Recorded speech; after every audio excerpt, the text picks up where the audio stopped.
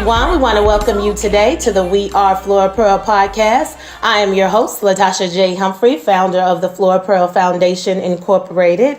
I am super excited to get into this podcast today. But before we get started, we want to let our audience know that this podcast is being brought to you by the Flora Pearl Foundation, where our vision is bridging the gap, building a legacy.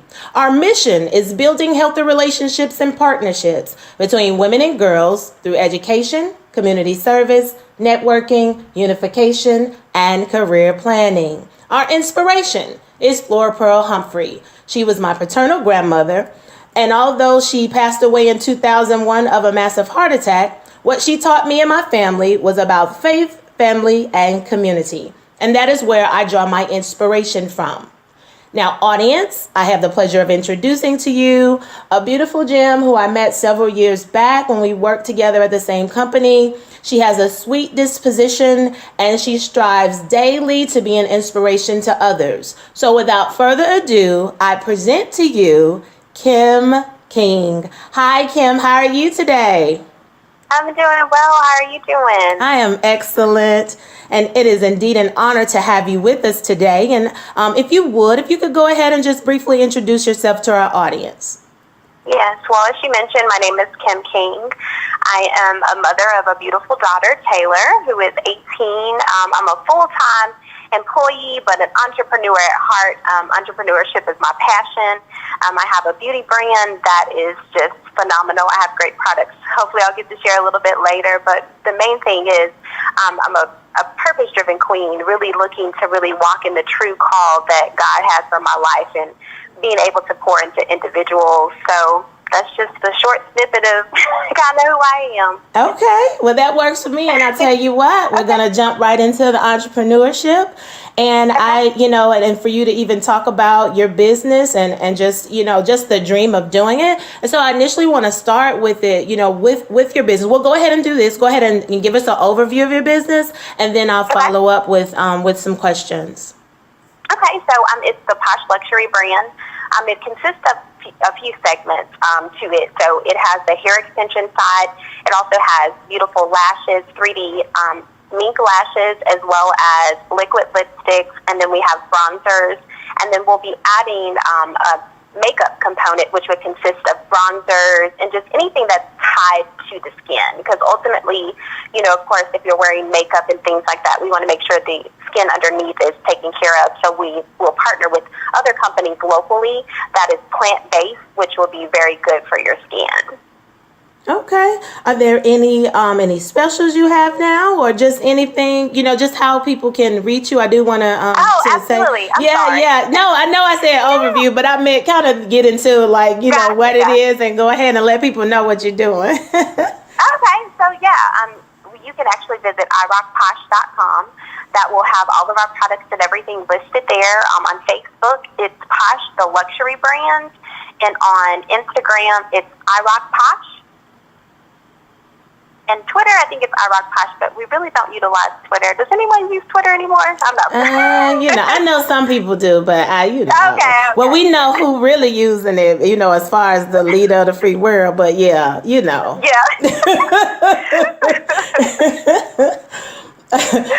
But yeah, so those are some different avenues. And is there any number that someone can contact you on, or is that pretty much kind of where? Yeah, the number is actually listed on the website. It's actually a toll-free number, and I don't know it by heart. Okay. But if you call that number, it rings directly to my cell. So anything customer-related, as far as customer service, I'll be the one to answer. If it's an email, if you have a question, if you need a consultation about, you've never worn hair extensions before, and you just want someone to walk you through that step, just give me a call, and I'll make sure that I can help you out. Perfect. And I wanted to ask you, just really in pursuing that, because I know when you and I talked, what was it, last month? That we we were talking about just initially what you're doing and then really stepping out and just some different facets of it. I wanted you to share, 3 things that have helped you to persevere, Kim, even when you face challenging times or anything like that. But what has been 3 things that have helped you to push past any obstacles that came? I would have to say my daughter. She is what I live for. I want to make sure that everything that I'm doing, that I'm building a legacy, not only for her children, but her children's children's children.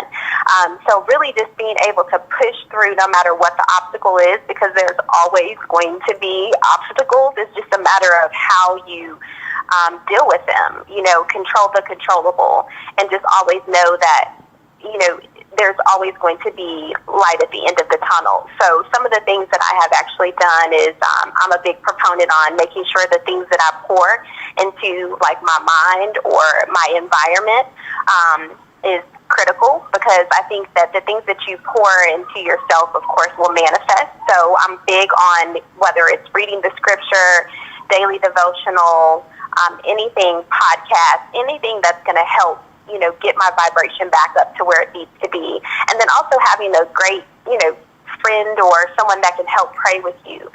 Because I think a lot of times, when we get weary, sometimes you just feel like you can't do it on your own, but really going back to the word of what God, had said is, it may not come when you want it, but it's always going to be on time. So really just pushing through that. And the question was 3 things. Did I answer 2 of them? I think I have one more left. I'm kind of rambling a little bit. No, you did, because you said you first about your baby. So, of course, just building that legacy. And then you said also just the spiritual side of it.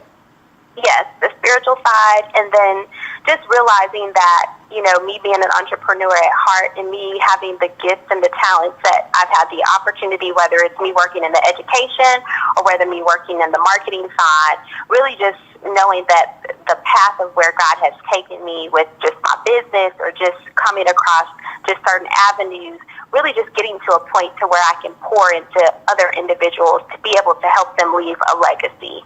Right. No, that's perfect. Awesome.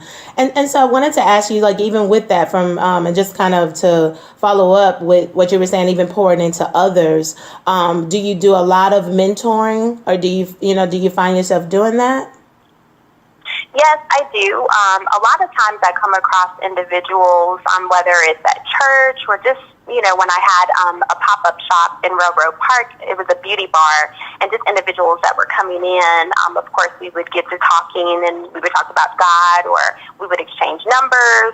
And so I do have a few young ladies that I do mentor. A lot of my daughter's friends, they're like second daughters and third and fourth daughters to me. So a lot of times they feel comfortable coming to talk to me. Of course, I don't, talk to them without, of course, their parents knowing them. And of course, if it's something that has to be shared, I will. But I just always keep that avenue open, because I think a lot of times when there's certain topics, even with myself, sometimes my daughter hits me with things and I have to be mindful of how I respond, because I always want to have that dialogue with her, no matter how it may be uncomfortable, but I just want her to know that no matter what, she can come and talk to me. So yeah, I always leave that avenue open just to mentor, because there's so many times that, your family or, they're always going to tell you something that, you may not want to hear, but it's not going to be received the same. So if it's someone on the outside looking in, sometimes a different perspective will come a long way, even though they might be saying the same thing, but it's just coming from a different person, and they feel like, oh, okay, well, she said it in a different way. It's all with the delivery, I think, because, the parents can say the same thing that Auntie just said, but Auntie just spend it a different way, Right. And it's so tripped out, because, I remember that. I remember other people being able to tell me something that I know my mom literally probably was just like, I just said that. Yep. I just said the same thing. And sometimes she would say it, and, I get a little attitude then. Like, I said, she was like, I already said that. And it's like, well, it's kind of like, but it didn't sound like that. And I'm just thinking, like, now as a mom too, I get it, because I'm thinking, like, that's how I do too. And I say, I know I just said that, but for some reason, just like you said, they receive it from others. And so however they get it, I think that's really the blessing, to be able to pray about their path and kind of those people that are surrounding them or that they come in contact with, as it relates to the young people. That, parents are really praying for that, them to cross paths with people that they'll listen to and respect, and they be in the same, kind of on the same line as you, as the parent, and teaching them what's right. So that's a beautiful thing. Good stuff. And do you have a mentor? I actually don't have a mentor. I have some individuals that I kind of go to, but I don't consider them as like a mentor. They're kind of like a spiritual kind of, what's the word? Maybe a mentor, maybe a spiritual mentor. Okay. So yeah, I guess I do. So you do, right. Now Not a business one, but more of a spiritual one. Got you. And have you found it hard to find business mentors, or had you not really looked? Yes, I think it's extremely hard to find business mentors. Then the reason why I say that is because a lot of times when you're dealing with someone, different stages, I guess, different where they are in their entrepreneurship. Some may be 7 or 8 years in, or some may be, 3 or 4 years in, but they've been successful. But I think a lot of times it's hard for them to reach back because they're still trying to figure it out, and they feel like, I can't be a mentor to you. I'm still learning as I go. But I think there's different forms of mentorship. It just depends on where you are and what you need. But I also feel like you have to be at a certain level, before you really get with a mentor, because there are like key components that you need to have. You can't just have a mentor and say, I want to start a business, and then they say, okay, well, what kind of business do you want to start? I don't know. You need to at least have some type of foundation.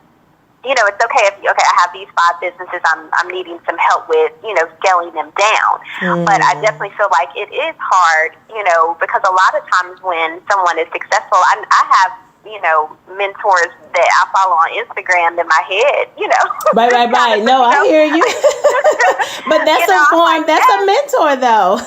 Yeah, I'm like, they got it going on, but then of course you have to be mindful of that too, because they only post the good stuff. But then I do have some that I follow that, they keep it 100 like real with you. They say, what, this was a tough day today, or I just didn't feel like getting up and doing it. And, of course, after you follow someone for quite a lot of time, you can see that, okay, they're keeping it 100 with you. They know exactly what this process is like. And then there's just things as an entrepreneur that, you just grab, from them. Okay, I always say, I can't think of the saying off the top of my head. My grandmother used to say it all the time. She said, you have to chew the meat. What is it? Oh, goodness, I can't think of it. It's something about chew the meat and spit out the fat. Chew the meat. Yeah, basically eat the fish, spit out the bones. Yes. Is that kind of what yeah. Yes. So, just knowing that, everything, because, a lot of times in this day and age, a lot of people, they want to start a business because they think it's easy. I have friends on my Facebook page, they hit me up and they say, hey, girl, I want to start a hair extension line. And I'm like, okay. And they're like, well, how do I do it? And, of course I'm going to share with them. But once you really, no one wants to roll their sleeves up and really get into the game. I've been in the game for 5 years. So literally, I've been through everything from your packages not being delivered to people saying that they didn't receive their package, but you know that they did because you had a signature confirmation to a package being completely lost because I didn't know that I needed to put insurance on there. So here it is. I have to eat the cost to send out the hair again. And a lot of people think that it's an easy process. It's not. And then with me working full time, my lunch break consists of me going to the post office before work, at lunch, or after work. Okay. Shipping packages, just kind of depending on, what you have. And I think a lot of times, people, they want to get in the game, but they don't want to roll up their sleeves and just realize, it's a process. You have to go through ups and downs. There's times when I want to quit, and then a hair order pops up, or someone will call and ask for a consultation, so... Yeah. No, that's good stuff. I mean, and that's the thing. I think, just like you said, it really is about the hard work too. It's not only the hard work, because then some people get that. I love someone, they said recently, I'm trying to remember who it was, but they just said, I would be lying if I tell you, hard work, that's really the only thing that's going to really help you. He was like, no, because basically he was saying, God has to be first. And then you put that with it. You know, it's almost like faith without works is dead. So you have to, you know, believe and do what he's purposed you to do and be in your calling. And then, you know, when it comes to the putting in the work, but you need to be putting in the work, almost like kind of digging the right well. Like you don't want to be digging the wrong one. And it's like, that's not going to produce what you need, that overflow, or even, you know, just the results of that fruit, you know. So I love it. You being able to tell people that, you know, because that's just really real. And it's sincere, you know, that's you being, you know, even a mentor there and saying, hey, you know, this is what it's going to take. And you all need to consider this. Don't just think it's the glitz and glam of it, you know.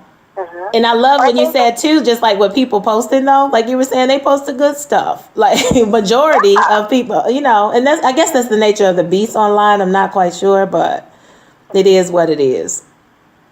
Yeah, but I think a lot of times you have to be careful with that, too, because you have young girls that are looking up to that. And, you know, they say, oh, well, I want to sit up here and I want to drive a Maserati, or I want to drive this or drive that. And in reality, they could be leasing the Maserati. You know, it's not about driving. Yeah, you can drive a Maserati if you want to. And I'm not knocking anybody that does, you know, that. But I think a lot of times we have to be mindful of what we post, because if you think about it, when we were growing up and we were younger, we had a lot of people that we could look up to. Like celebrities weren't how they are now. Right. You know, you wanted to be the Will and Jada. You wanted to be, you know, Bill Cosby and Claire Huxtable. And, you know, you had individuals to look up to, and they set a realistic, you know, like vision. You know, nowadays there's so many things that can be tainted just based on the perception of Instagram. You could buy followers and think that this person has 50,000 followers, and they really, in reality, when you look at their pictures, 113 people have liked it. How do you have 50,000 followers, but only 130-something people have liked it? Right. You know, so you just have to be mindful of just things like that. And that's one of the things that I tell, you know, young girls that I work with, you know, like, hey, you have to look at these things for what they are and just realize that no one's flight is the same. Right. My flight is not the same as yours. So, you know, be the best version of who you can be. And every opportunity that presents itself for you may be different for someone next to you. Even with my daughter, I tell her that all the time. You know, she wants to be a physician assistant. And I said, you know, whatever your path is, you may get down the road and say, hey, I want to be an English major. You know, just based on what your friends, someone coming to talk to your class, it doesn't mean that that's the path you need to go down. You have to be mindful and just make the right choices. And that's the thing, you know, with Instagram, just look at it and keep it moving to some degree. Just don't read too much into it, you know, when it comes to the posting. That's what I always tell the young girls, because you'll be trying to live, keeping up with the Joneses, and in reality, you know, they're not the Joneses, you know? I know, right. That is so funny, but that is so true. and I wanted to ask you, because I actually my sister on you made me think about a few things, but on it probably has been a few weeks ago, but we were just kind of talking, and one thing that she shared and I thought was very vital, and she was talking about how even when it comes to people, you know, about supporting, or you know, you want people to come to things, or you invite people and different things like that.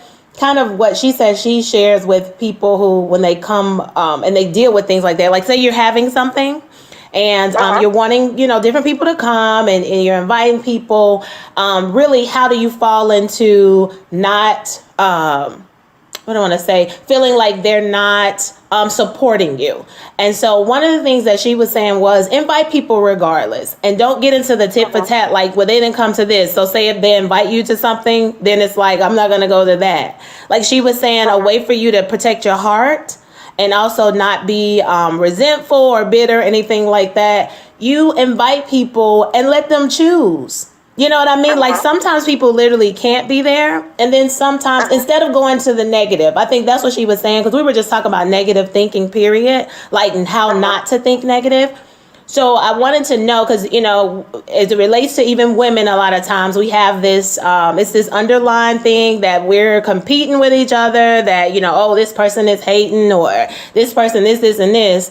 And I'm like, I wanted to ask you one thing. What's your take on that? But also, do you agree with what my sister was saying with the whole just invite people and let it do what it do? Like, don't even try to decide why they didn't show up. Well, I will say this, because there has been times where I have been invited to particular events, and I think if I'm the one that's throwing the event, I feel like your support system is going to come and support you, and then you may have individuals that, will come, but it's kind of like they may show up or they may not. And then sometimes, someone may have good intentions on coming, but you also have to be mindful of the energy. Like, what type of energy are they going to bring? And then I think you have to sometimes be intentional. If it depends on, if it's an intimate setting, you have to be intentional with who you invite. Because that wrong person could throw everything off. Right. And then here it is, you're trying to kind of do some damage control, but you already knew in your mind, like, maybe I shouldn't have, invited that particular person. And then it just kind of depends on who it is. I mean, there's a lot of factors. Okay, like, is this, your family? Is this your friends? I mean, there's a lot of things to kind of factor in on, what that would look like. I guess it's a case-by-case scenario, but if it's just like an open public, like, setting, and anyone can come and, you may be upset because maybe your friend didn't show up. I think that's a one-off conversation that you have to have. It could be something that they may be going through, or maybe they forgot, or maybe they want to support you in a different way. Because I think a lot of times, even with myself, when I have events, I know my family and my friends are very supportive from the aspects of things leading up to the event, to where when I do have an event, they've seen my product 50,000 times. They're not coming there to buy the products, but if I say, hey, if it's a speaking engagement, or if it's something like that, that's different. So I think a lot of it has to do with what type of event it is. Yeah. And the friends and family and all of that stuff. So it's kind of hard to answer that one just like flat out.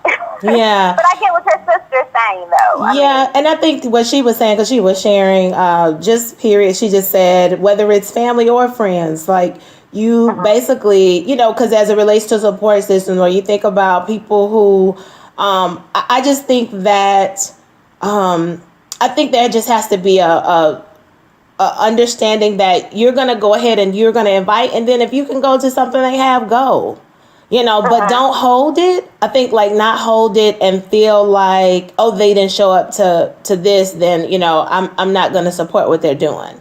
I think what you were saying too, just that conversation, and that's where the truth comes, and where you're able to be open with people that you love. I believe you should be able to do that. Now, if it's not somebody who you're that close with, then they're not a part of what I call tribe. You're not a part of my direct support system. Like, you may be, you may be someone I know, but I guess, like, understand that's who that person is.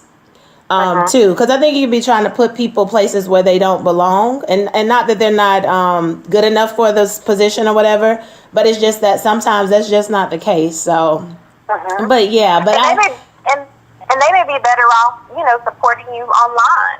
True. It doesn't necessarily mean that their presence has to be there. Because you have to be mindful of that energy. Like, I'm big on energy. Like, the energy has to be right, and and it's, I mean, if you've been around people long enough, you can gauge whether or not their energy is right. And then you have an event and it's thrown off, and then you're trying to, of course, cater to this person over here or cater to this person over there. And then each person has to be managed individually based on what their needs are and how they are, So there's a lot of things that, kind of factor in. Yeah.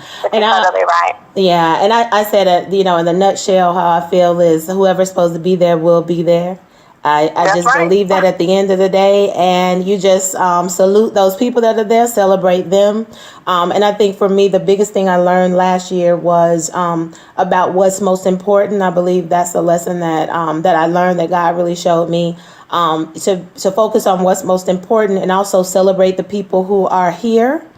and who stayed, and also the people that I am assigned to. You know what I mean? So That's right. it's kind of, when you get to that space, I think you can get out of the competing, or this woman against this woman, or thinking that they started something, or you started something that I started. And my thing is, do you know how many people are on this in this world? We got 7 billion and counting. I'm just like, come on now. Like, you have a group of people that you're going to cater to, and this person has a group. Somebody's going to be attracted to what you're doing, and they may not be attracted to me. You know what I mean? Absolutely. And what I'm doing.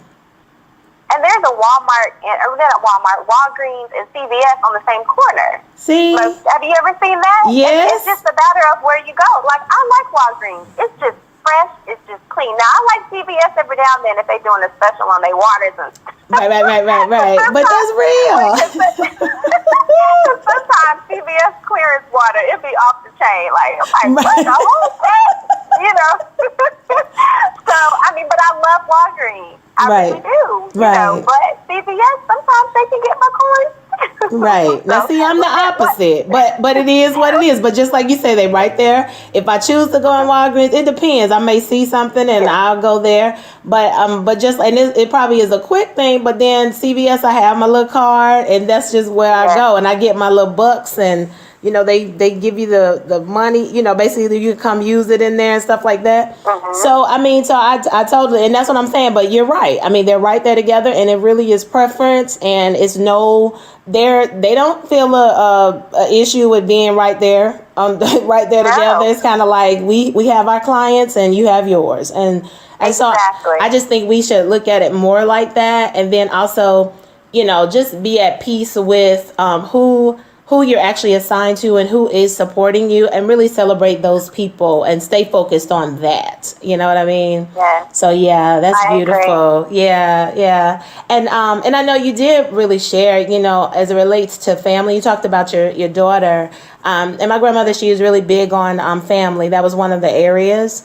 And so I wanted you to, even outside of your daughter and just the rest of your family, like, how important is family to you?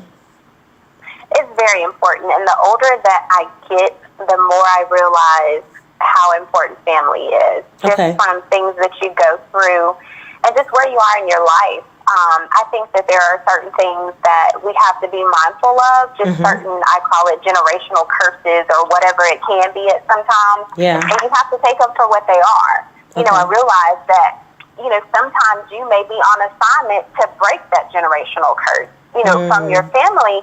And so I think a lot of times, you have to realize and just embrace where they are, because I know my mom, she's getting older, I'm getting older, and it's just, when you think about your family and where they are, you have to love them for wherever place they are, because you see them grow through different stages because they're the closest to you.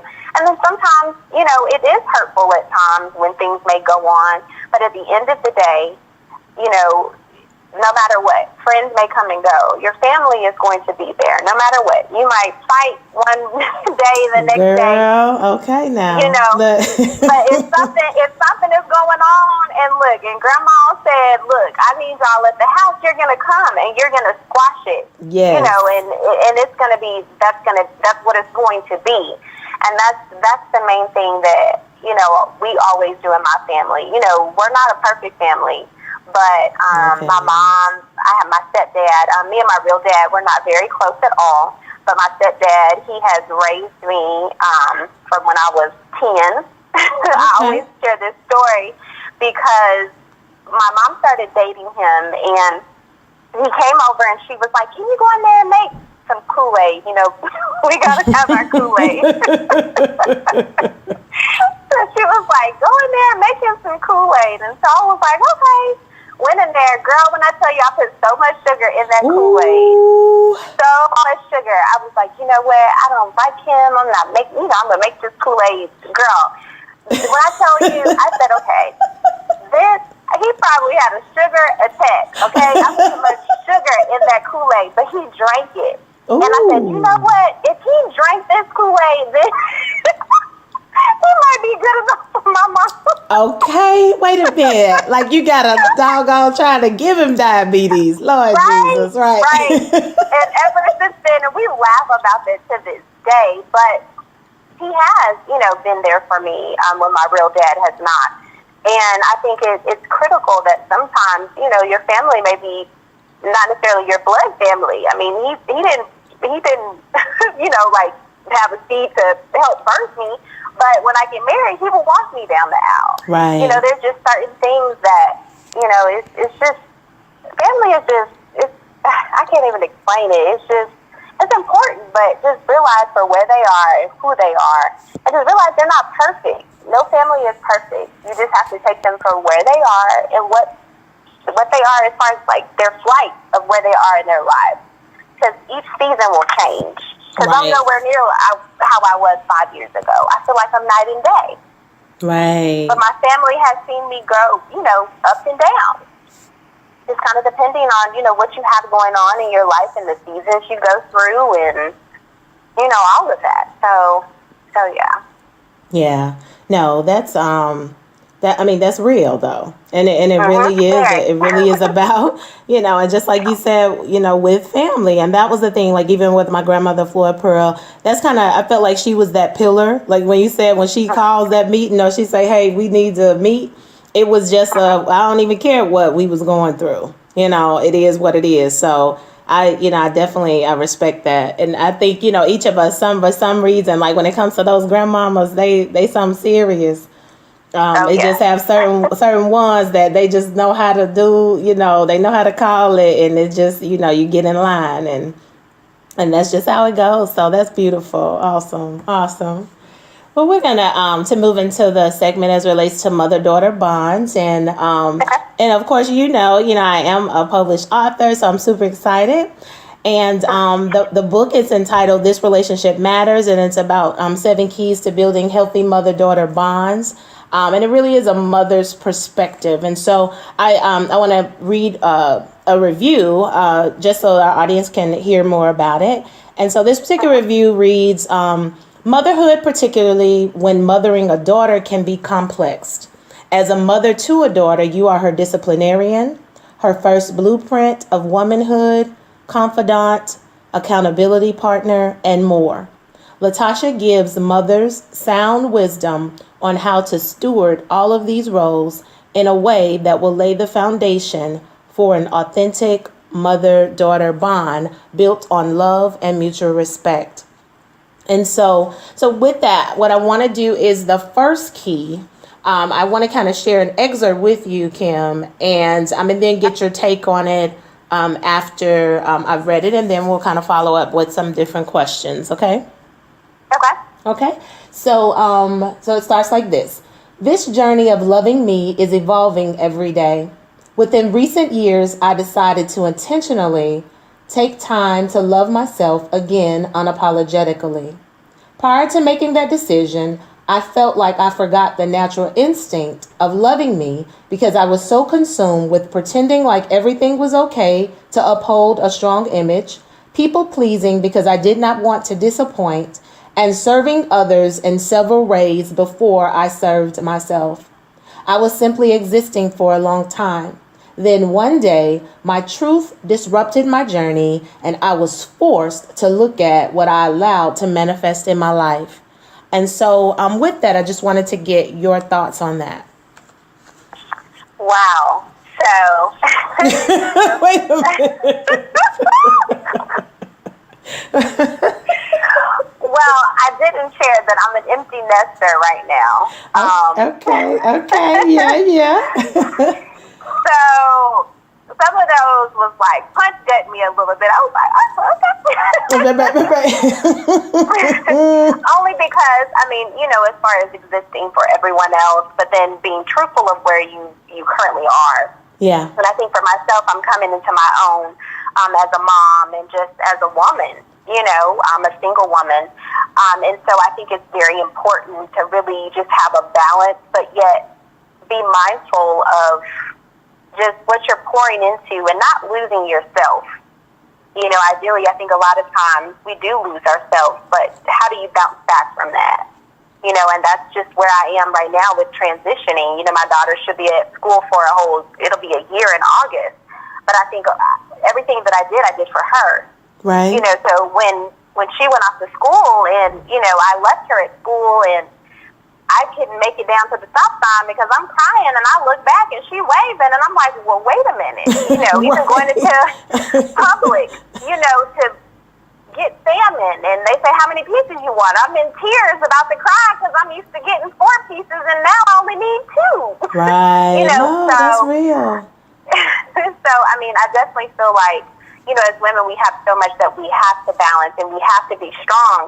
But then we also have to realize that it's okay for us to cry. It's okay for us to really just be comfortable with where we are. Because I think a lot of times we look at where we should be versus where we are and living in where we are.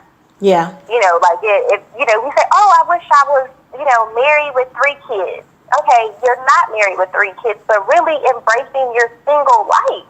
Yes. You know, where you are, like living it every single day to the best of your ability. Because time is something that you can't get back. Right. But then also realizing that you have to have checks and balances and things in place to help you remind yourself of who you are. Right.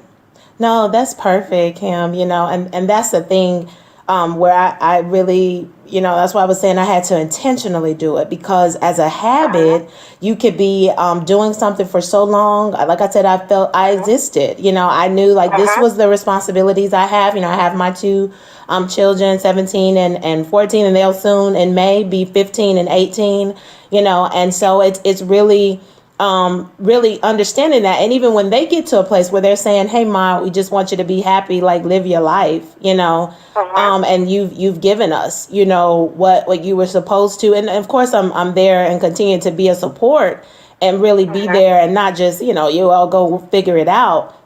But just for them to even speak those words, and we're having the candid conversation, and, you know, they're always like that. Like they don't monopolize that that time, or don't feel like I shouldn't have my time, you know. And I know absolutely. I do know some parents who, I mean, they, you know, and they may do it vice versa with their kids, or vice versa, you know, where their kids feel like you owe me or whatever. And I was like, but there are times though when I have had to take that and I had to say, this is what it's going to be, you know, in this moment, I need this time.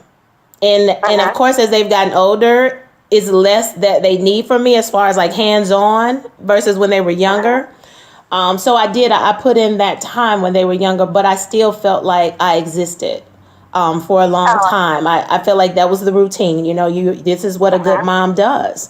You know, you sacrifice this, and it was like I made the decision. I think I blamed myself for different, just, you know, it's like you did this, so you got yourself into it, you got to get yourself out, you know, like you can't, there are certain things you can enjoy because of this. And it's kind of like, I feel like that's too where the support system, I could have reached out a little more with different people, and just that I trusted, of course, but that were willing to help, but I just didn't in some ways, because it's almost like I was punishing myself for different decisions and choices. And so I just think that, you know, there is a balance from what you said. That's why I shared that there has to be a balance. It has to be where you decide, you know, okay, like you said, where you are right now, like, are you going to embrace it and love it, you know, and appreciate the fact that you're still here because somebody else isn't, you know?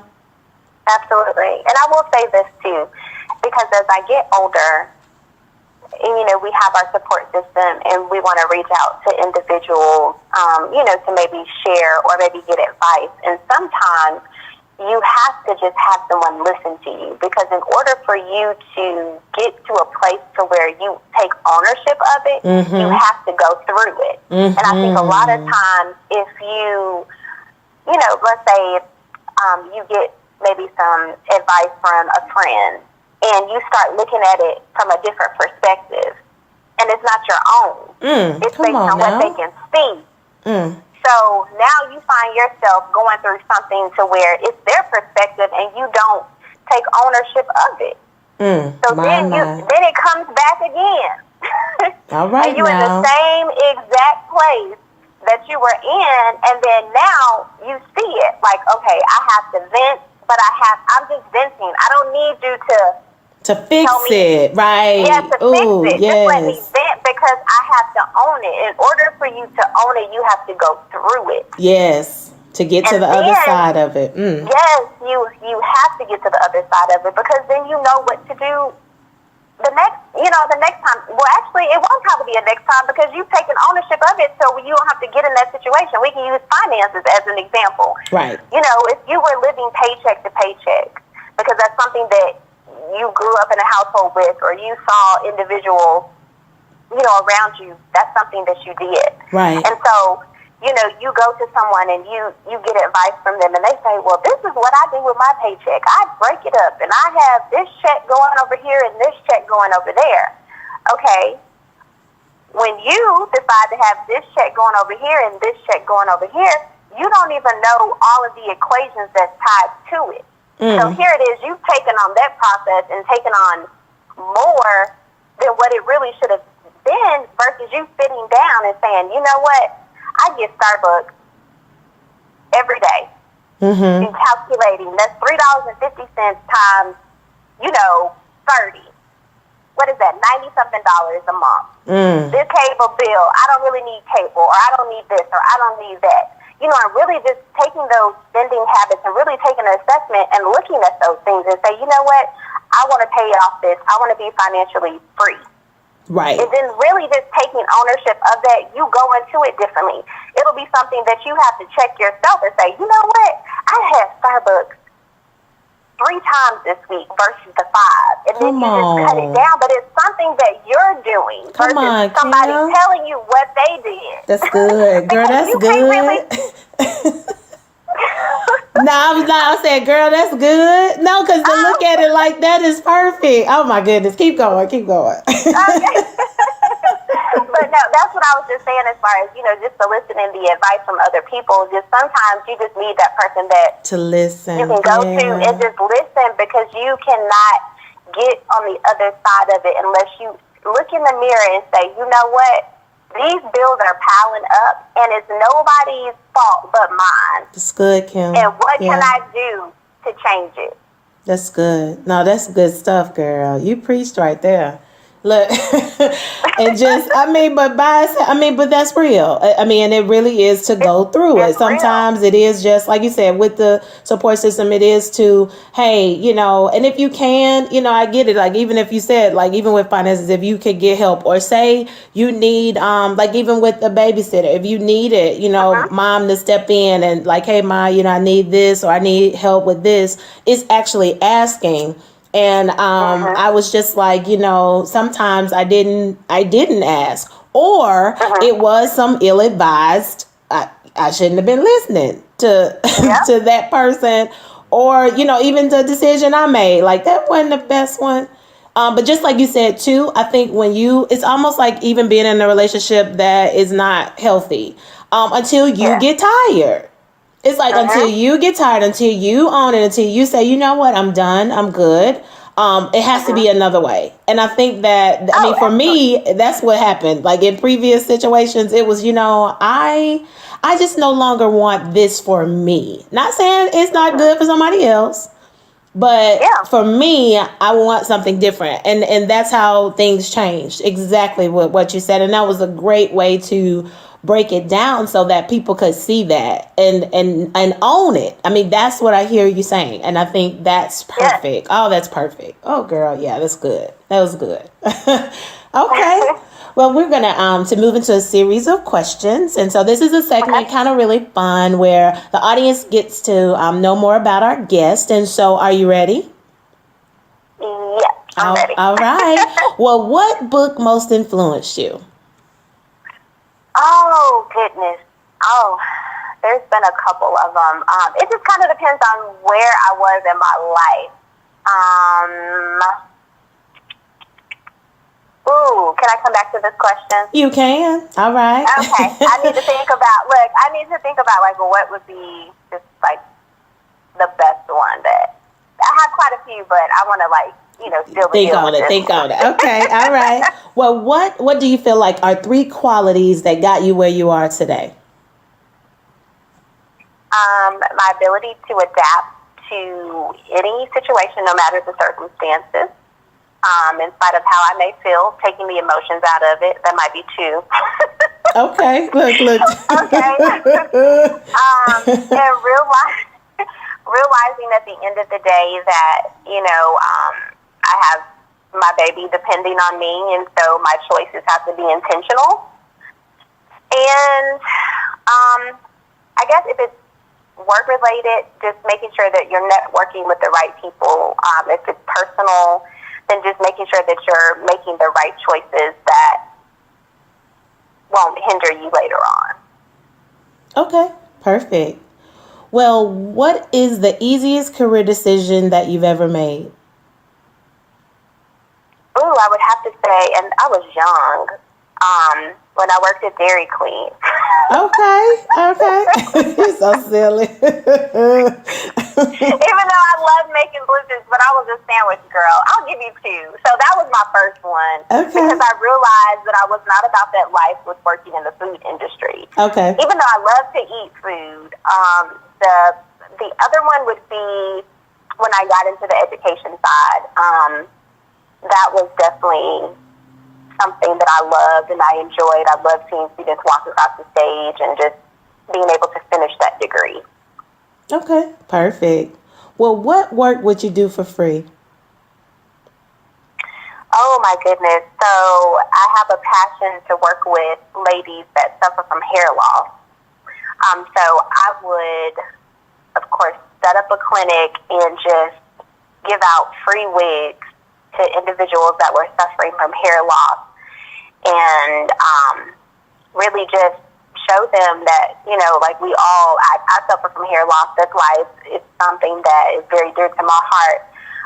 And just, you want to be able to have some hair extensions and, people not really know what's going on, or even if it's something that's beyond your control, but you want to be able to go to a wedding or, look nice and have some hair extensions. So I would do consultations for women with hair loss and figure out how we can get them a free wig. Okay. Well, I wanted to follow up with that, Kim. How did you overcome that? Or, just kind of how have you dealt with that? Because we know as it relates to hair, period, I know different people now, of course, they're making even look well, going bald, looking sexy even more. You have Sanaa Lathan, or you have, I think Tamar most recently, as far as celebrity wise, but we know women do it all the time. But how were you able to deal with it? I don't know if that was just some choices that, Tamar could have been just a new look. She was ready for something different. I haven't read on that. But I know Sanaa, I think she's doing a movie or something to that degree, as to why she shaved her head. But how have you embraced that? Like, how have you overcome that to be able to talk on it? Well, I will have to say that I had to realize that it's just hair. Okay. Even if it's not mine, coming out of my scalp. All right. There are products that are out there to make it look like it is. Right. That's real. So really just but you got to go to someone that is a professional. You can't go, I'm not knocking anybody that's in the kitchen doing hair, but if you suffer from hair loss and the integrity of your hair, you need to make sure it's a professional that can understand that, hey, there's particular products that have to be used on your hair. So really just trial and error, just going to people with gifted hands. Yeah. A lot of it has to do with what does their hair look like that's new in mine. Not saying that, all hairstylists have to have their hair done, but if I'm coming to you at least every 2 weeks, I need to have seen your hair done to where I know. Right. You know what I'm saying? That you care about the integrity of your own. Right. While you're making coins to fix mine, I need to know that you are okay with yours. Oh, Lord. That's so true. What you said, why you making these coins? I need, the integrity coin. That's what I need. Yes. I need to know that, look, that you have some. And maybe you got a shortcut. It's okay, but I need to at least know that I I know you know what you're doing. Right. No, that's real. I love it.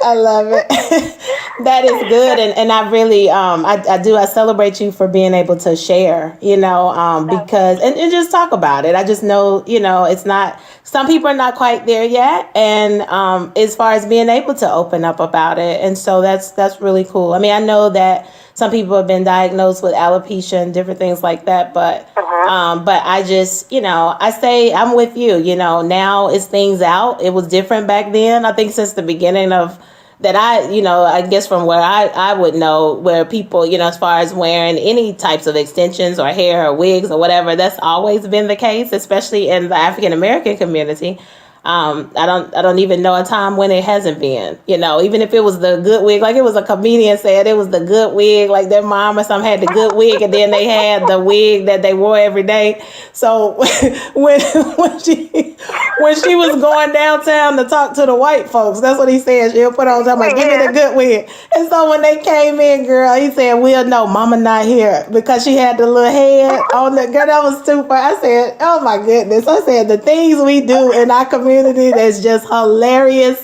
How you knew you grew up black, girl. So that was just funny. I said, I have a question for you. Go ahead. You remember back in the day, everyone was wearing those curly ponytails. Okay. So you had to get your curly ponytail, and like it was one that you would wrap around. It was on tracks. Right. You would roll it up and put it in the microwave. Did you ever burn yours? Did you ever burn it? I know. Because I've heard, I've heard of different people who that is what happened, but I hadn't quite done that. but I know some people. I know some people, they love it in a little too long. It's like, oh, Lord, now you got to go do it again. You got to go get some more hair or something. It was like, that ain't cheap. Like, you better work it out. Yes. Oh, there was plenty of times when I burnt mine, and you're trying to get the curls right. It's not burnt all over. It's just one little roller, and so you wrap it around, and you're trying to cover it up. Right. It's like super short. Girl, that is too hilarious. I love it. Okay. What is something that every woman should try once in her lifetime?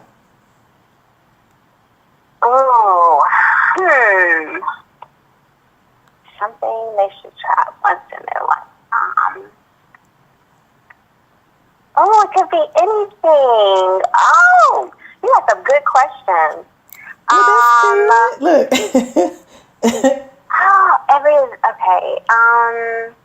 It just kind of depends on where they are in their life.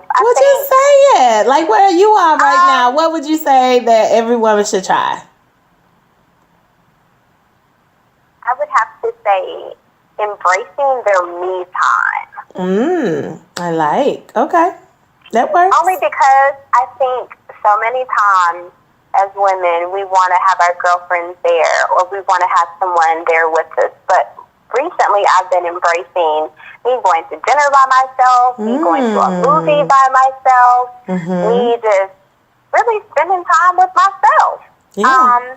Because I think in order for us to be the best versions we have to be of ourselves, we have to know ourselves and know what our triggers are or what are certain things, and just really just get to a place to where you are just very bold and just confident in where you are. And I think that helps with you really just having that me time to really understand who you are and embracing it. Right. So I think that's been helpful for me. So I think you should enjoy going to dinner and just sitting, just dressing up and just being cute for yourself, not for anybody but yourself. So walk past the mirror and say, I look good today. Thank you, self. Okay. Now that's all right. Well, that works for me. That sounds really good to be able to do just that. That awesome. What is the last thing you binge watched? Oh my goodness, I have a couple things. So Ozark. Okay. Was one. Is that really that good?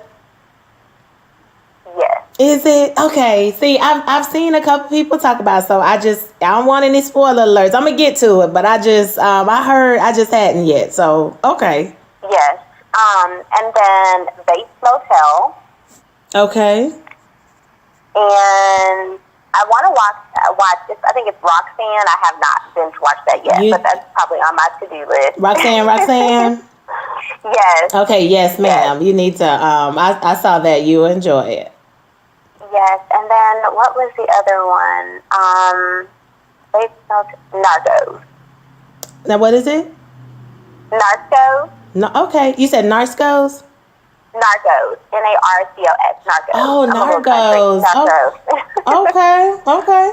Mm-hmm. Okay. Well, that's giving me Yeah, a few it's new like a ones. variety. I mean, my movie is from one spectrum to another. Right. That's why I'm like, okay, now what? Look, like I this and then that. Yeah, I love it though. Oh, and Insecure. That's okay. It's a little raunch, but yeah. Right. Okay. I watched that too. Yeah. I'm so looking forward to Atlanta, the new season to come. I don't know if you saw that yet with Donald Glover. Oh. Yeah. Yes. So I did watch the Get Down too. Oh, okay. Okay. Yeah. All right. Yeah. Okay. Perfect. All right. Well, what is your favorite kind of food? My favorite kind of food is Mexican food. Okay. My girlfriends, they say that I literally would eat eat it every day. I love quesadillas, tacos, anything that's in a tortilla with extra cheese and queso. All right, tortilla family. Okay. Yes. Well, we're gonna go back to that book. What book most influenced you? I would have to say The Confident Woman by Joyce Myers. Okay. Perfect. Where would you like to visit if you could go anywhere? Paris. Okay. What advice would you give to a woman with a broken heart? Ooh, she has to forgive first. Okay. Not forget. Right. See, that is not in the Bible. Can you confirm that with me? I want you to confirm, Kim, because you at least, I know you read the scriptures. It does not say forgive and forget. That is something people added. That is man-made. Thank you. God said he won't remember our sins. That's what he said. Now, he did not say we was supposed to remember. He didn't say nothing about forget. Yes. Okay, good. I just want that confirmed because I was like, see, folks be adding stuff that is not in the Bible. He said forgive so you could be forgiven. That's what I heard. Yes. Okay. Yes. All right. Well, go ahead. Look. I would have to say forgive, and for two, take ownership of your part. Okay. Because it's a two-way street. Not saying that, it depends on the situation. I would say take ownership of your part, knowing if there are things that you have done. I think a lot of times with women, we have baggage. Right. And sometimes we're so used to dysfunction that sometimes we sabotage our own relationships because maybe we're going up and down, normally in a roller coaster with someone. And then you get someone that is good for you. And because you don't know what to do with someone that is not up and down, you kind of create that chaos. But then also know your triggers, certain things that takes you to a place. Meaning, I'll use an example. If your ex was cheating on you, and every time you called his phone, it was a particular time, he didn't pick up. You date a new guy, you call his phone, maybe he fell asleep. So now you automatically go back to thinking that every time you call your new guy's phone, he's out there cheating. In reality, he could be asleep, he could be at work, or he could just not want to answer, and that's okay. Right. So I think a lot of times we have certain things that we take from one relationship to the next. Yeah. No, that's so, really good. Oh, my goodness. Yeah. That's good. Because it is that. No, it is that about the sabotage and wow. Okay. Yeah. No, what were you going to say? I was just going to say, and just realizing that every relation, like I think a lot of times, and we do this, I say we because I've done it before, I'm not delivered yet, but where you kind of go in and you automatically feel like, oh, can I marry him? Or can he be my husband? Or, your friends are getting married around you, so you put the pressure on your particular person. In reality, you have to embrace your singleness. Because once you become two, all that baggage and all that unhealthiness that we have, it's times two. So you have your baggage plus his baggage and y'all together. With so baggage. Really just, Yes, with baggage. So realizing and just embracing your singleness, things that, like, once you become married, there are so many things that you have. It's like having children. You know, things that you do when you don't have children is totally different when you do have children.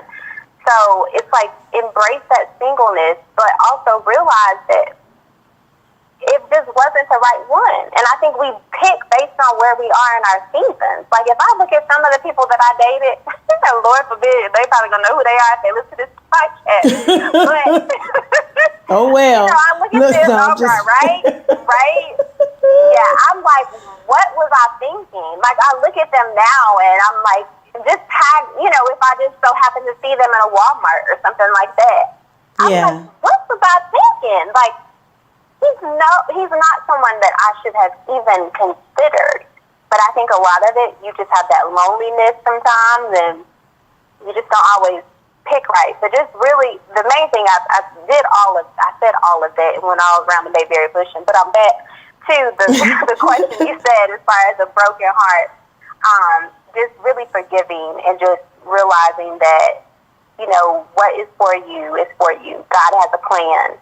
Just like you may be praying, just like you're praying for him, he's praying for you. But we also have to make sure that we're being the best version. And we have to make God, you know, we don't need to worship somebody else or feel like it's a heartbreak. No, God is going to close that door, but you also have to just think about where you are and what caused that. Because sometimes when we pray and say, God, if he's not the one, then I need you to remove him. But then when he does, we feel heartbroken. But we actually had asked for God to remove him. Yeah, and that's the human side. And just, you know, even to touch on what you said before, like when you talk, you're constantly growing. That's the thing. Yeah. So even when you said, well, how did you, you know, you look back and say, why, you know, what was that?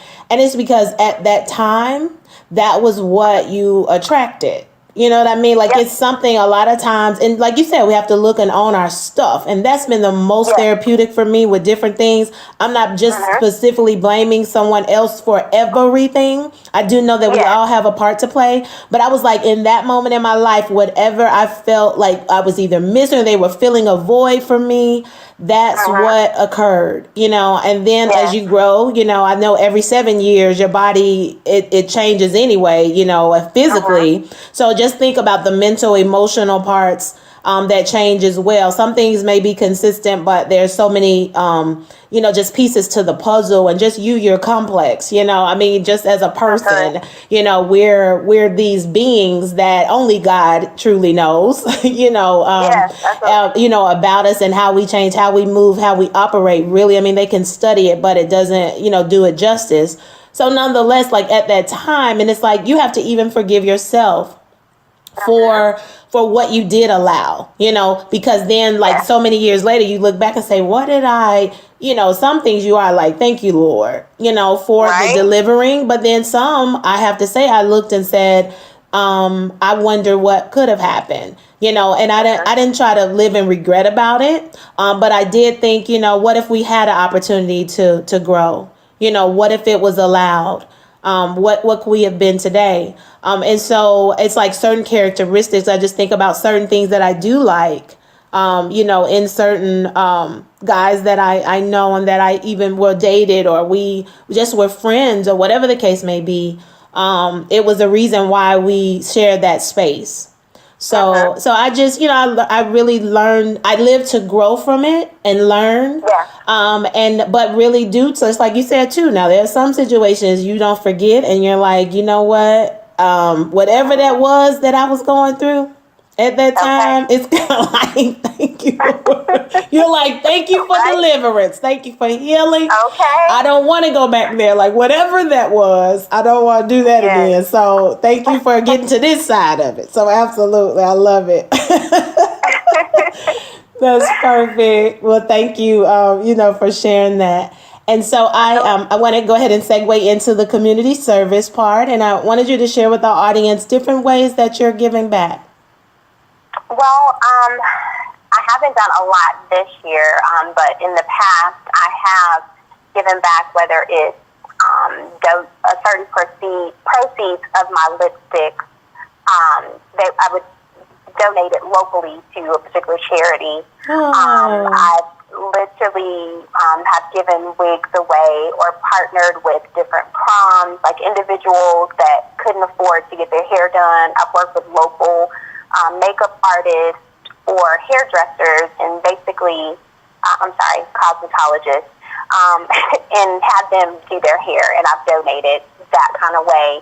I also sow seeds into different businesses. I know a couple entrepreneurs that they have nonprofits. I'll be volunteering Saturday with the city of Fairfield for one of my friends from Stream Innovation. Okay. She has a STEM program. So ways that I can give back, I try to. I'm not one of the ones that are flashy about when I do things. Okay.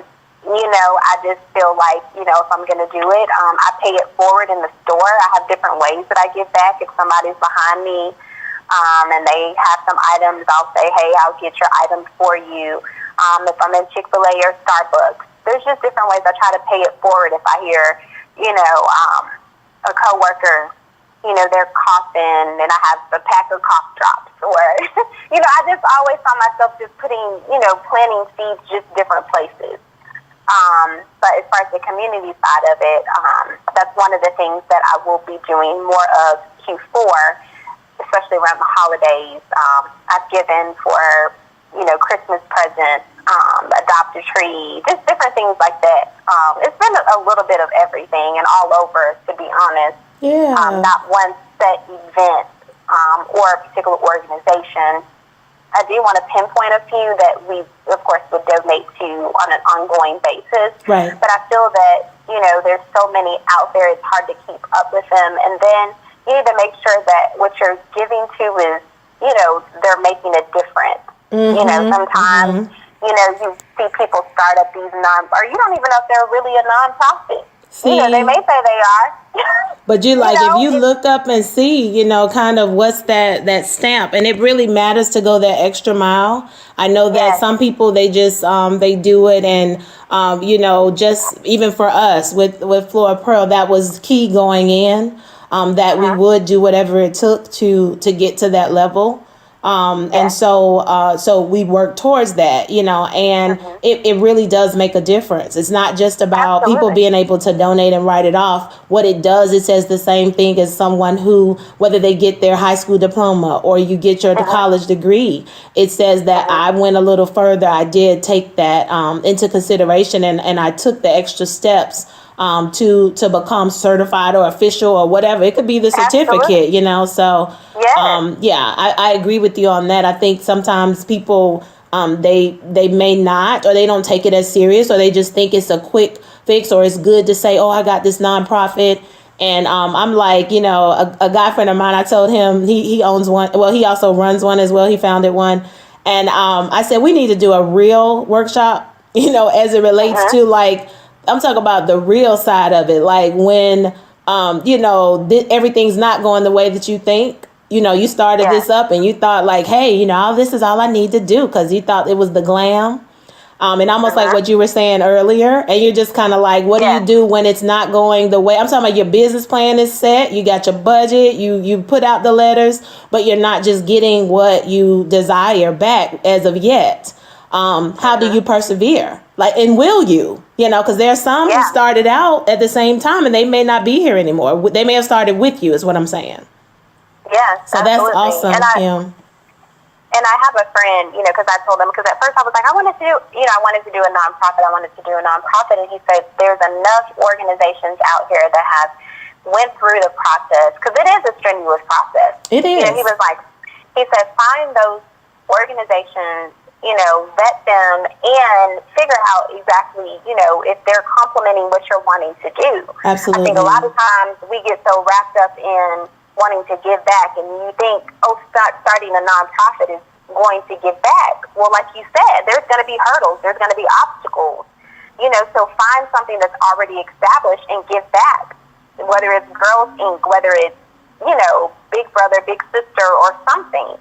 Find organizations that you can give back to that's already established, and that's your way of giving. Yeah. It's a form of service. Right. It doesn't necessarily have to be monetary or, like a particular product, but give your gift of talent. If you're good at doing taxes, then, volunteer to help out 5 people, and do their taxes for free. Yeah. And that's the thing, and I love, it reminded me of what you even said earlier when you talked about how even with family, with that support, how sometimes it's coming before that event. Like they may not be able to be there, but they've helped you along the way. There were certain key people who there was some stuff that needed to be done and they did it. So it's like, even in that instance, like maybe there's a big thing going on, but just like you said, be that volunteer, offer whatever service, that time, talent, or treasure. Doesn't have to be just the treasure part, which, I mean, we do know though with nonprofits, I don't know why, but some people tend to think that it just because it says nonprofit, that's how it functions. And I'm like, you need money. Like, I don't care what I don't care about the non part. It almost needs to be profit. And then we're profit. We may not be a corporation as it relates to a business, the way they come out pretty much out the gate saying we're making money. But it really is it takes that also. It takes resources. It takes whatever those resources are. So what you're saying with the taxes, okay, if that's something you could do, if you can volunteer this time to make these bags for an event that's coming, or even reach out and offer some services, for something. It's just so many components. And I agree with your friend. I think that was an excellent piece of advice to say that there are organizations out here. Find what connects to your heart, what's with your value system, your vision, and support that. And I'm really big on that partnership, that collaboration. I've honed in on that even more so. And I get it where it has to be kind of that right fit. Like everybody doesn't necessarily fit with each other. But I am like, like I said, with even my book, a portion of the proceeds is going to American Heart Association. And that ties because my grandmother passed away in 2001 of a massive heart attack. So in her honor, I mean, that's what we decided to do. And then I combined and collaborated with Flora Pearl, the foundation itself. Outside of me, this is something I'm contributing as well, but that we're doing it as a joint, venture. So but that's ongoing as well, just like you said, being able to find that, no, they're doing the work, and we're doing this part of it, but hey, this is who, we support in what they're doing because they are doing something. So I agree. That's perfect advice. Awesome. Well, we want to segue into the faith segment, and what this is a segment where it gives our audience a way to hear, a time for you to share where your faith has been tested and how you came through it. And it really is indeed for inspiration and encouragement. Okay. Whew, I will have to say my faith is tested every day. What you say, every day? Look, every day. No. Well, as I mentioned earlier, I'm an entrepreneur at heart, and God has definitely given me a vision that I am meant to be the employer and not the employee. So I will say that, of course, we get comfortable with getting a paycheck every 2 weeks and having that, the medical insurance and things like that. And there has been a time when I was working in the education and I was terminated for performance.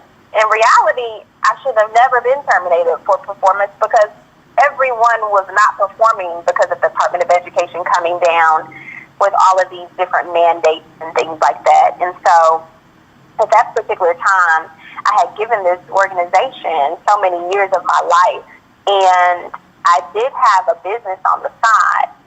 And of course, most people would just say, oh, okay, you have your business on the side and you should work that business. Well, of course, the ups and downs of just a business and an organization, of having employees that may not work out. Your inventory may not be where it needs to be. But it was one of the things to where I didn't work from May until September. I decided to move back from South Carolina. Okay. I had a little bit of money in my account, but of course, when bills are coming out and money's not coming in, you get a little like, ooh, you know, and in South Carolina, the market wasn't there. I decided to close my business down. And I will tell you that I never went without eating. My bills were paid. I ended up, you know, at that point, which I see now that God had planted a seed in my life.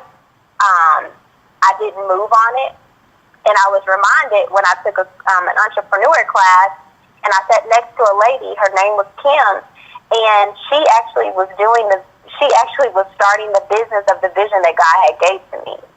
So I literally was reminded, like, here, I gave you this particular vision. You know what I'm saying? You didn't move on it. And it's okay, you know. It's fine. You can still move forward. But, you know, just knowing that God is always, your faith will be tested. It's about how you deal with it. And I know for me, with, you know, in spite of everything, with me still having food, with me having my bills paid, I ended up getting a position. But every time I go into work, I know it's like I stand out like a sore thumb. I'm not supposed to be there. And I'm knowing this. So now it's a matter of, do I step out on faith and just completely just say, God, I trust you. So that's like I'm battling. I will say, I will be the first to say that's something that I do. I know the word and I believe the word, but putting it into action is where you get fearful. Mm-hmm. Well, let me ask you this. Do you feel, because I mean, I know it's a consistent thing, but even with your faith, a lot of times we can believe the word. We believe that God, of course, we believe he's good. We believe he's a great God, and we believe, you know, his word is true because that's what we believe. But a lot of times too, it is if we believe it's possible for us. Because, go ahead. Oh, I will say that's exactly what it is. I had a friend of mine in the same situation. She jumped. She stepped out. She's literally right now working for herself. Mm-hmm. And she jumped. And, you know, of course, I'm already knowing. Like, I know her story. We talked about it all the time. We used to talk about jumping together. She did it, and I didn't. Yeah. Yeah. You know, so I think it is. I mean, and even when I talk to some of my mentees, I'm just sitting up here, I'm pouring into them, and I'm telling them things that I should be telling myself. Right. You know, I hear and you. it's just a matter. Yeah, and then I think sometimes it could be, you know, how most people say, oh, you know, it's maybe the fear of failure. Sometimes it's the fear of success. See, now that's you. Now, okay, Kim, but that's a good word. I'm just saying that's a word right there. Because it's not always the opposite, you know. I mean, that's usually the first thing, you know. People like you're scared to succeed, or you're afraid to fail. That's the thing. But the question is, you know, are you afraid to succeed? Because then there's another pressure that's put on you. It's an expectation then that you should even have for yourself, but it takes it up a notch, you know. And then too, I've heard, and I don't know if you've heard of her, but Lisa Nichols, I know she talked about. Even her, when she initially started experiencing success, she, you know, she was afraid like they would look at her, and some family did. You know, she kind of got real strict on like how she would do certain stuff. She wouldn't go to certain places, you know, because she was like, I'm saving money, you know. And they would say, why you going to all them white people conferences? You know, I mean, that was kind of the deal. Or you're not spending this time with us. Like, you always blah, blah, blah. But she was just like, that was where she was. But it was talked about like, so you think you better. Because then that becomes to be that. You know, you think you better than us. It's the pressure of it. Yeah. It's the pressure of just knowing that and it's one of the things to where you have to just make up in your mind and you have to live for you. You know, because a lot of times, you know, I have this saying for the longest, reach for the sky and bring someone with you. And sometimes the person that we pick to go with us may not be the one that's supposed to be going. That's good. We pick it based on where we are. And in reality, it could be the person that you ignored. That's good. Because, you know, you have to have the opportunity to do like certain things. Right. Like if you think about a manager, you know, I would use myself as an example. I have a wealth of management experience. I mean, I've managed every type of employee out there, literally. Okay. And I work for an organization right now to where I'm overlooked at times because I'm not as vocal, or I'm not as this, or I'm not as that, based on their perception of where they are. And then they keep rotating through these managers. In reality, here I am. They've never came to me, and I don't want to be vocal because in my eyes, I already know I can be a manager without having the title, because it's nothing but a title and more pay and more headache. You can still have a leadership role. Right. Right.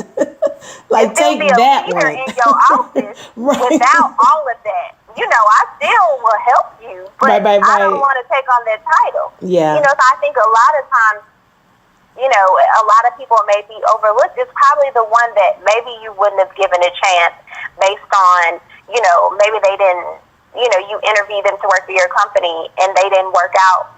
I mean, you thought that they wouldn't work out, and they become your best employee. Right. You know, so I think a lot of it is where you have to just trust that process and just know, like, where you are. Even I have to trust the process of where I am.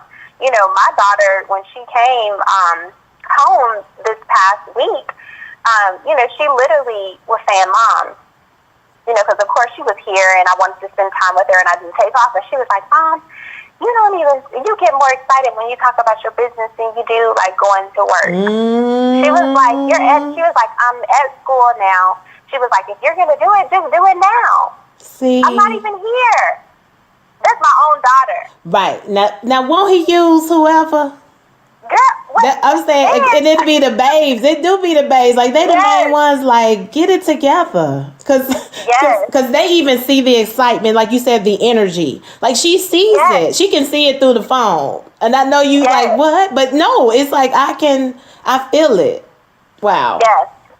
And then I had a girlfriend, I literally was telling her about an opportunity I wanted to do, and she said, you never know, you might be talking to your investor right in front of you. See, that's good. And she's like, I need you to go, you know, she's telling me, this is the one that jumped now. This is the one that jumped, and she's telling me, she said, Kim, my faith level is not anywhere near where yours is, and I've done it. And then here I am, still coming in every day, getting dressed, clocking in. Well, what we gonna end that with is go ahead and jump, and then there it is. Okay, right. Well, we're gonna let that be what it is. We're gonna move into the closing segment because I want you to remember that one. Like, when you hear this again, I need you to remember that last, like, jump, Kim, jump. Okay. So we're going to move into our closing segment. It's called Matters of the Heart Moment. And I wanted you to share, speak to your 4-year-old self and just, or your younger self. Like, what would you say to that younger 4-year-old Kim, or that younger Kim?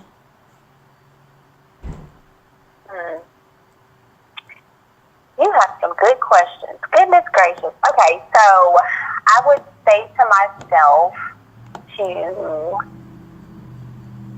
live for you and allow yourself to embrace every stage you are in your life, and don't waste time or opportunities. Have faith, trust God, and don't get credit card debt. All right. Have a nice savings for a rainy day. Okay. And I would say that. And make moves to where when you're older, you won't feel the impact of it. I got you. That's good. Well, is there any last minute piece of advice you'd like to share?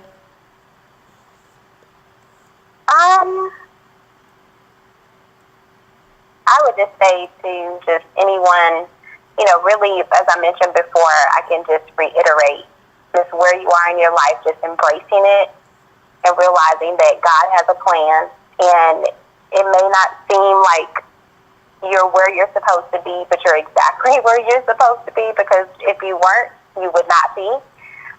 You just have to embrace it and just really just be who you are and just live. And don't forget to have some me time. I mean, like, literally. Go out to dinner. Dress up. Just embrace your me time and just be the best version of yourself that you could be. That's perfect. And I do want to share really quick before we just close out. We actually have a cruise coming up. And I don't know if you've heard or seen any information online or just social media about it. Okay, you have. And so I do want to share that with the audience. So we're doing our first is going to be an inaugural cruise because we want to plan to do something similar to this each year. It's called This Relationship Matters Cruise 2018. And we're actually going to Cozumel, Mexico this time. And so the dates are October 11th through the 15th, 2018, of course, this year. $25 deposit per person will be due by May the 10th. And for more information, you can go to www.florapearlfoundation.org/upcoming events, or you can call our travel agent. His name is Quentin Carter with Better Living Travel. And the number to reach him is 256-337-1987. And so we're hoping that you all will sail with us. And like I said, Kim, I don't know if you'll be able to. That'd be some great me time, though. But just let us know. I sure will. It's my sister's birthday weekend, so maybe I can talk her into going. Yeah. We'll see. Definitely see for sure. The rates are really pretty reasonable for it to be. But it was we wanted it to be kind of a quick getaway, and just something that would be short and sweet. And that we could, go and actually spend some time for this first year. And so absolutely. Well, Kim, I want to thank you so much for being with us today. And I really appreciate you for sharing and being so candid with us today. Thank you so much for having me. You're welcome. And our goal at the Flora Pearl Foundation is to always be a blessing to all of those that we come in contact with by operating with the spirit of excellence. We want to thank you all so much for listening today. And you can visit our website at www.florapearlfoundation.org. We look forward to spending time with you all, and we will talk to you soon.